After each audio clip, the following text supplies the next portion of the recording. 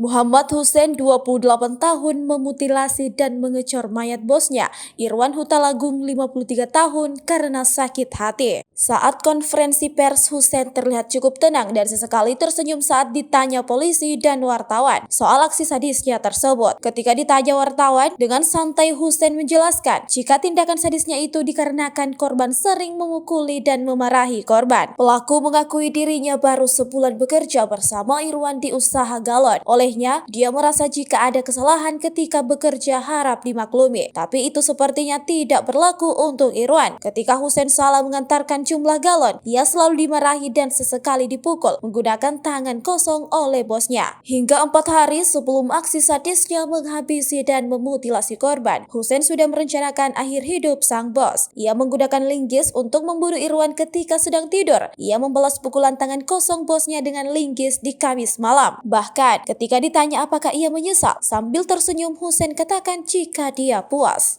Mengapa kamu melakukan itu? Ya karena saya merasa sakit hati. Saya sering dipukuli. Sakit hati? Iya. Kamu sakit hati kepada korban? Iya. Karena sering dipukuli? Iya. Kenapa dipukuli? Ya karena setiap ada kesalahan kecil, pasti dia main tangan.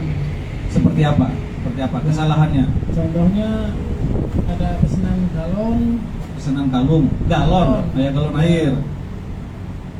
Harusnya 15, dia bilang cuma 14 atau 13. Begitu selesai ngirim, dia pulang langsung marah-marah, langsung main tangan. Enggak. Ya karena dendam saya udah Terlampiaskan. Oke? Kenapa melarikan diri mas, nggak menyerah ke polisi mas? Ya kalau saya langsung menyerahkan diri ke polisi, keenakan pihak kepolisian.